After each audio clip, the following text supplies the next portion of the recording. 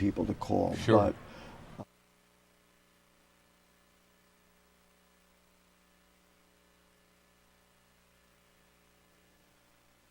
views and opinions expressed on this program are those of the participants and do not reflect the views of BronxNet or the program underwriters.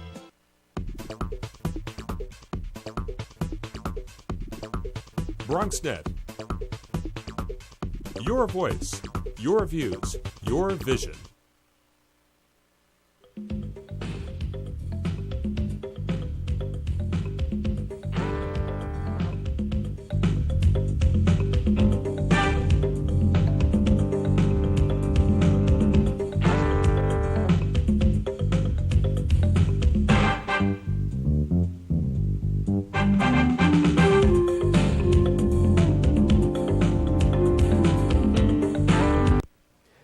good evening and welcome to BronxTalk.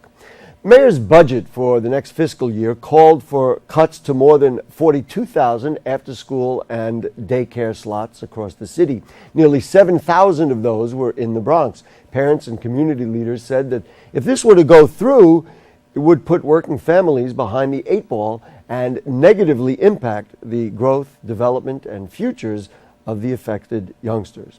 Tonight we have news on that. Just before the show, the City Council and Mayor ratified a budget that restored those funds, in fact, increasing the amount of monies dedicated to those items so that would increase program availability to more than 4,000 additional children across the city. So tonight we talk about what this restoration means and the state and availability of those programs and their importance to the people of the Bronx and Bronx communities.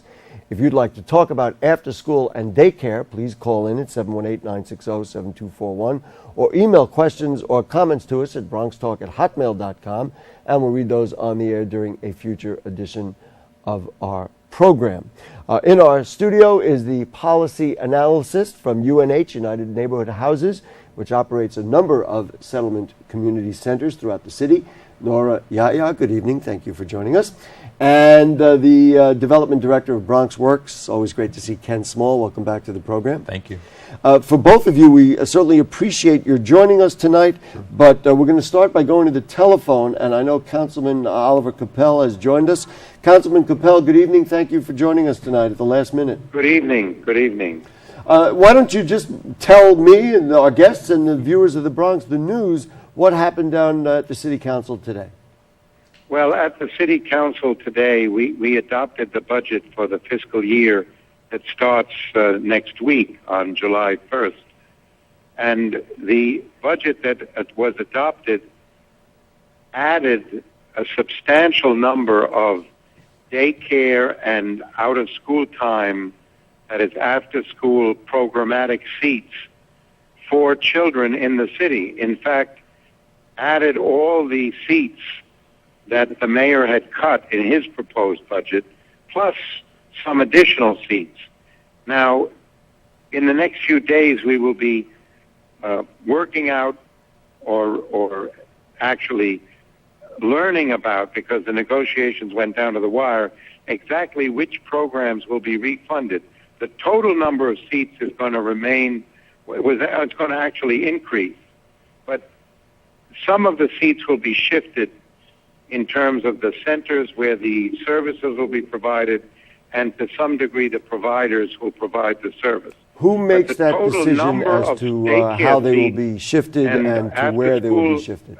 Seats will actually be increased. Who makes the decisions as to how they will be shifted and to where and what programs will and will not, get funded? Well, that is those decisions are being made by the Agency for Child Development and the department, the DYC, the Department of Youth and Community Development, along with, in consultation with the council. Councilman, over the years, the 17 so I will have, years I that have, you've done I this, will. We are reviewing right now the allocations, and some of the details are still not available, and there may even be a few shifts in the next few days. Councilman, over the 17 plus years that we've done this show, and I know through your long career in public service, the issue of daycare and after school for people of the Bronx is priority. Parents talk about it all the time. whenever I ask about, gee, what do we need in our community, the first thing they say is we need more after-school programs, we need more programs for our kids to do. Why is this such a difficult thing, and why does the council butt up against the mayor, not only this mayor but the previous mayor, on issues like this, so that we get this rancorous debate that puts us in this mess that at the last minute a vital service has to be restored? Well, you raise a very good point, and you really have to discuss this with the administration, that is with the mayor and his commissioners. I'll try and do that. I think it was absolutely shocking and, in the end, unnecessary to cause thousands of parents to worry about whether there would be a program for their child. And this is the result of the mayor's budget proposals and going through with a request for proposal, what's called an RFP process, that funded, the RFP funded only a inadequate number of seats in both daycare and after-school programs. And why did the mayor propose such a reduction? I can't tell you. I don't think it was at all justified, and the council has indicated that we don't accept it, and in the end, the mayor has accepted the restorations. Councilman, the final question for you. Is there some value to this budget dance? In other words, do you think the mayor was playing for some agenda, maybe hidden or otherwise, at this point? In other words, so many people said, well, the city council will just restore it anyway. It doesn't really matter. I don't know. Maybe I need to ask him again. I don't know if you have an answer for that. But is there some value?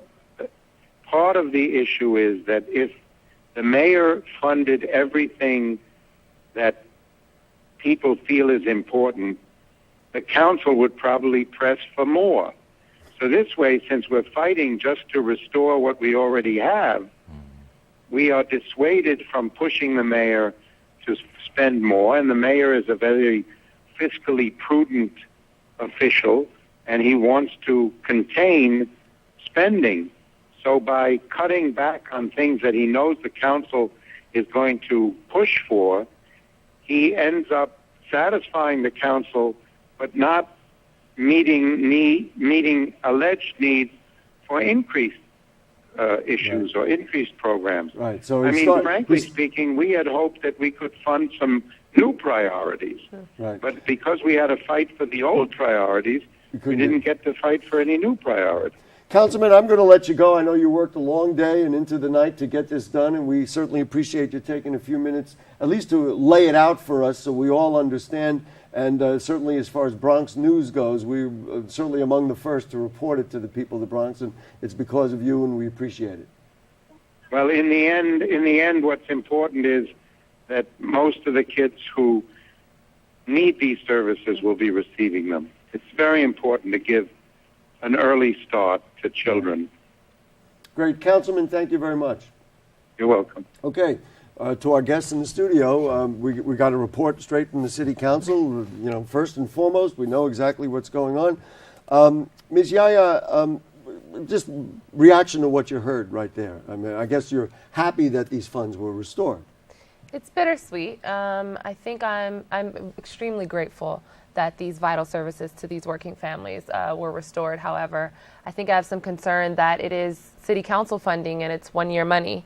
So it means for me as an advocate and for families across the city and the borough of the Bronx, next year around this time, they'll be going through the same thing, not knowing if they'll have after school or childcare for their children. And I think it's unfortunate that we're going to be put in the same position. Do you think that's actually going to happen, or is it possible that the administration will say, well, okay, you know what, I understand finally, and we're not going to cut this for the next time? I dream that's what the administration would say. From your mouth to God's right. ears, as you say. Absolutely. But I honestly doubt that, and I question why children aren't more of a priority in this city for the mayor. Well, we can examine that. For you, Ken Small, I'm going to guess now that the thing that stuck out in your ear right away was somebody else is going to make a decision out there based on what we're going to talk about, where the monies will be going, how they'll be allocated. Yeah. Right now, how difficult is it to justify programs to the city to make them say, hey, fund us. And I know there's community centers across the borough, Sure. Not only UNH centers, settlement houses, but all over the borough that are saying, hey, our program is worth it. So how difficult is that? You know, it's interesting that Councilman Coppell talked about this last RFP process in terms of out-of-school time funding. It really was, quite frankly, a very brutal process for a lot of organizations. And I say brutal because there was not a lot of money to begin with, but organizations of all sizes, organizations that served a variety of communities, had to apply. And you basically stood something like a 1 in 6 chance of getting funding, which is not very good in terms of mathematical probability. It's very encouraging that there have been restorations that will put things back to where they were, but where things were was not exactly very good. So I think citywide you had something like 55,000 slots, and the Bronx may have had maybe somewhere between 15 and 20% of those slots. I moderated a panel recently for not-for-profits. Actually, I think there was somebody from Bronx Works there, as a matter of fact. And there were a number of grantors, including DYCD, sitting there. And they were talking about the things that were important to them, so that kind of giving advice to the not-for-profits. Yeah. One of the things they talked about was accountability. And frankly, I raised the question, which I'll raise here tonight again, and that is, if you have to show accountability, if you have a program that you think will work, that you can justify will work, it becomes very difficult to predict for the future because you don't have hard numbers. You can only, kind of suppose or project. And my sense from talking to those funders is that those programs those out-of-the-box thinking programs then, of course, don't have a chance. Well, Am I right on thinking that? What's interesting is this whole issue about data, accountability, being able to prove your performance. Lots of nonprofits are able to do a very good job of documenting what they do. They couldn't survive if they didn't. And the positive impact that they have in terms of the communities that they serve. The real difficult challenge is always finding adequate resources to support the services that we provide, and to do it more than year after year, to be able to do things over a period of 2, 3, 5 years, and not have to worry about every year doing a funding song and dance for this funder, for that funder, whether it's public or private. It really, in some ways, puts a strain on nonprofit organizations, but to the point that Councilman Coppell was making, it's something that we've learned to do year after year. It's the only way for us to survive. So for our policy analyst, let's just talk about what does it take? Does it cost UNH money, and do you have to put resources into it that might otherwise be used for programs or other things? I mean, was this an expensive fight for you? Absolutely. We actually have worked very closely with Berlin Rosen to create the Campaign for Children, which UNH is co-leading with other organizations across the city. And you're talking about a 6-month process, We're talking... You say Berlin Rosen, this is an agency that helps support your advocacy. Yes, absolutely. So somebody paid for that. Yes. We had to get our money your together. Operating budget, and that, of course, goes back to, well, are we spending money on programs, et cetera, et cetera? I guess in the end it was worth it because we did get restored, but right.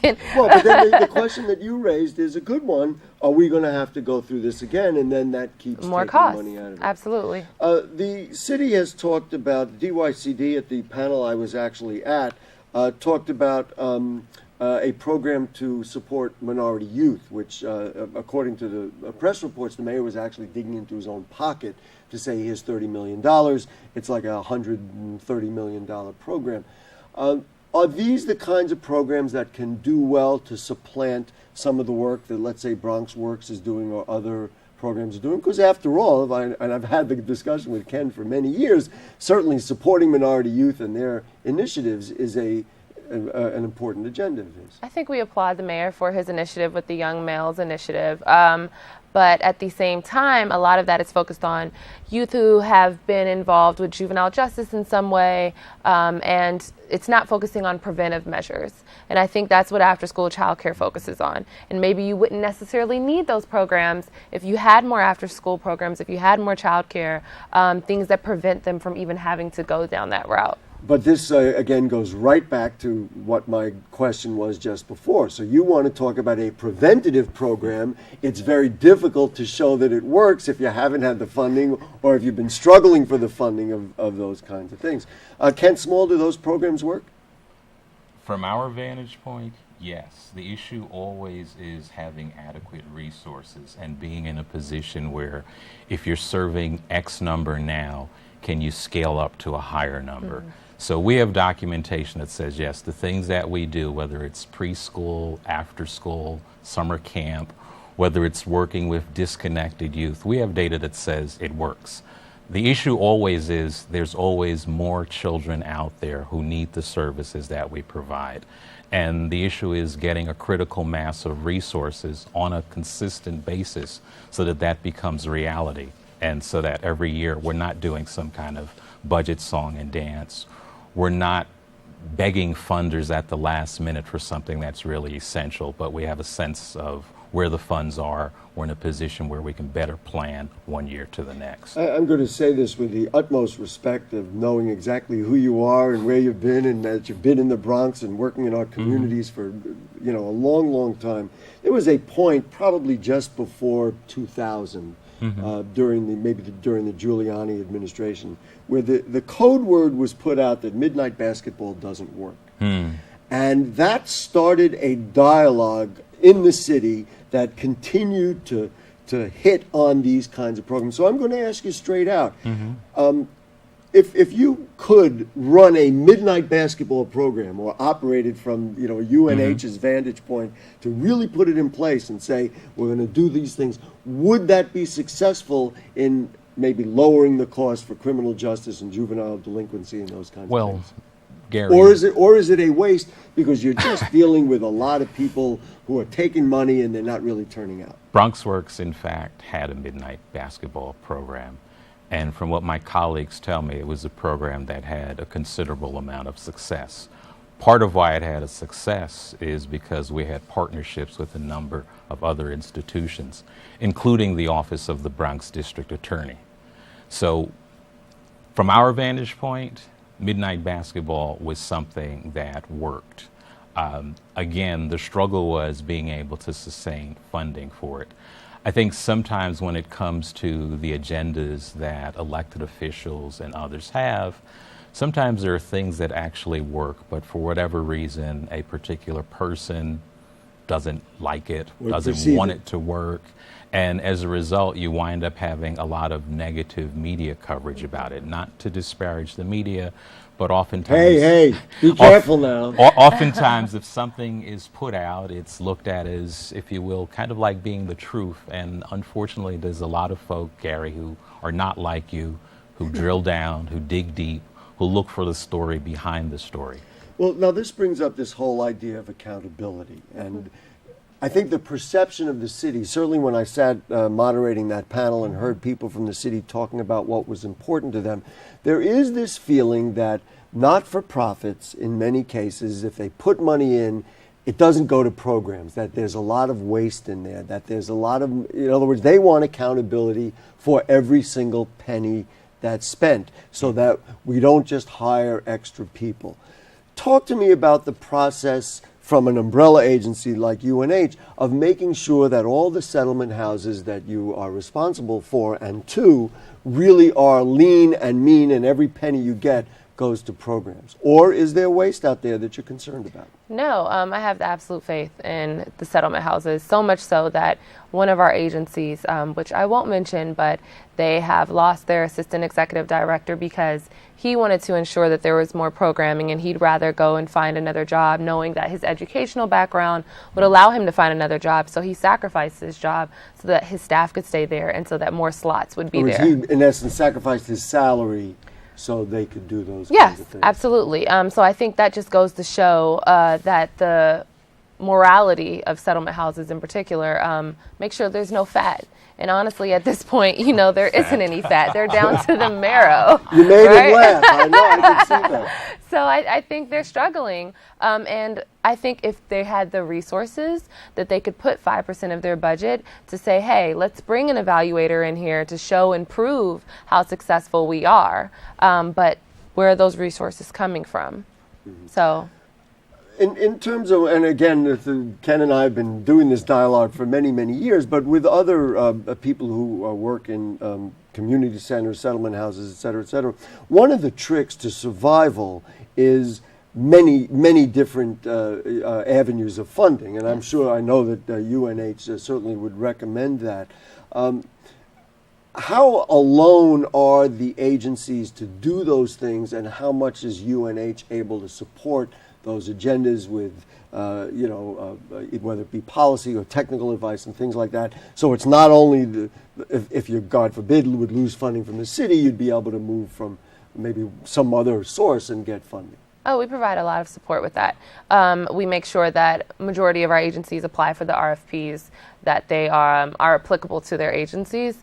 In addition to that, there are foundations that we make sure they are linked up to, and we also provide scholarships ourselves as an agency. And in addition to that, advocating for those funding streams from the city that they receive, so that there can be restorations like we've seen today. I think the issue with settlement houses is that it is a multi-service agency. So while you have cuts in childcare and after school, you can also be facing cuts in adult literacy, in immigrant services, in senior centers. So then you're looking at the entire agency falling apart because of this trend of cutting these human services that are so vital to neighborhoods. I guess we don't want to talk about, gee, what if this had happened, but I'm sure you and others who work at Bronx Works, which is such an important agency really in a number of neighborhoods in the Bronx, had you thought about how you would have dealt with this kind of thing? Would you have been able to save anything, or what would you have done? We played out some scenarios. There were some cases where, in terms of some programs, we would not be in a position to do anything. We would simply have to shut them down.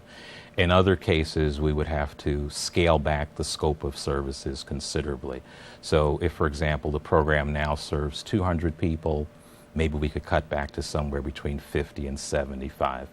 And the third scenario, in some instances, was to go from not charging any fees to charging some kind of fee. And in many instances, that would be extremely difficult because the folks that we serve are oftentimes not only low income, but extremely low income. Right. And then the people who most need it would be, even against your best desires, be the people that you would have to, with no choice but to cut out. Yeah. I know a number of the agencies and the settlement houses have worked to, self-funded programs to have people pay for, whether it be after school or day camps or things, whereas in the past they'd never had. Yeah. I got an interesting, what for me was a surprising interaction with one of our viewers on our Facebook page. By the way, you should be a fan of BronxTalk on Facebook, which I just want to share with you. I just thought it was an interesting thing, and it raises a couple of issues about what's really going on in people's homes. Someone named Chandra wrote, and we had a brief interaction. I didn't know if she was going to call. She apparently is not, so I'm just going to read it. Sure. The parents of these young kids who are suffering as a result of these cuts, which didn't really happen, need to come out somewhere and have their voices heard. I see little effort on their behalf, only noise when programs are cut. Sometimes too little, too late. They need to take an active role in what's happening today. I don't see it. My daughter is 19, is a special education school. I won't name the school. At our PA meeting last week, only 7 parents showed up. We couldn't even hold our elections because we didn't have a quorum. This is one example of lack of parent involvement. I know from experience it's not like this in other boroughs of New York City.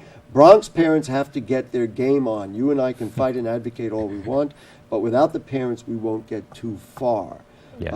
Your thoughts on that, because you work in other boroughs as well as the Bronx. You want to give us a comparison of the kind of advocacy that happens in the Bronx versus other places everywhere? Honestly, I've seen great turnout from Bronx parents, and I don't know if it's like what she said because of the cuts were so drastic when you're talking about a 50% loss. It gets people riled up, and the parents have showed up. And I couldn't have done half of the things that we do without parents. So you don't agree necessarily with this analysis? Well, I mean, we had 47,000 letters and petitions delivered to the mayor. I think actually it was over 40,000. It was closer to 60. I think that speaks to the city and the parents. Ken, one thing that we've talked about is the fact, and I've expressed this on the show before, is that people are so busy.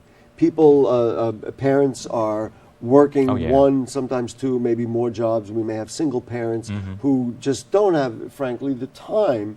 And despite Chandra's wish, they I just can't get to a parents' association meeting. I've had parents who have children who are participants in BronxWorks programs say that to us, and oftentimes say that we can't get there because we're just... It's a timing issue. They have job obligations. Oftentimes you have families where there are several children, and if you're in a situation where you've got 3 or 4 children, you really do have to like stretch yourself, and that can be very, very difficult, particularly if you are a single parent. So I empathize with the Facebook colleague who feels that, yes, we can do more. But I don't think parents, if you will, are being lazy. I just think lots of parents these days are really, really stretched very thin. And strapped. Ms. Yaya, let's talk a little bit about the future and the possibility for programs in the future. I know I'm pie in the sky here. If you had a chance to say, gee, if we could make such and such stronger, what is the reasoning you use to the city that will explain it's not only just kind of being nice to people, but this can actually save you some money on the back end, whether it be with juvenile justice or healthcare, things like that? Give me the rap, give me the sale, which you've probably been doing for 6 months. I'll give you my elevator speech. Go right ahead. You know, I think it's a long-term investment, especially when you're looking at these programs. Studies show that if children are in childcare and have early childhood education, that they go into the classroom learning more words than the child who doesn't. So when you talk about those children who don't have that opportunity, they're already starting behind. Then you include the lack of after school. Well, now they're behind in school, and you wonder why the high school graduation rates are low. You wonder why kids can't go to college, or when they do go to college, they're in remedial classes because they're so behind. I think we can start earlier. In addition to that, it helps working families continue to work. They need these programs. We want to wish you both good luck about next year or even through this year. Ken Small, I hope they keep BronxWorks strong so that you can continue doing what you do, and Thank also you, Gary. to Nora Yaya, good you. luck with UNH and all the great programs that you run throughout the borough of the Bronx. Thank you Thank so you much. very much. Folks, if you have further comments or questions on anything you heard on tonight's show or anything going on in the Bronx, then email them to us at bronxtalk@hotmail.com, and we'll read those on the air during a future edition of our program. Archives of Bronx Talk are available at bronxnet.org, or you click Bronx Talk on the right-hand navigation bar. Also, please become a fan of Bronx Talk on Facebook, as I said earlier, and then you can interact with me and all of our viewers on Facebook. Join us, of course, Monday nights at 9 on BronxNet, Cablevision 67, Verizon Fios 33. The gorgeous new set that you've seen behind us was custom designed for Bronx Talk by BronxNet's Gene Elton and was based on an original mural by Bronx artist Daniel Haubin. Special thanks to our producer, Jane Folloro. Sean was the director tonight, to Dina, the cast of thousands who are around us here, and to you at home, good night.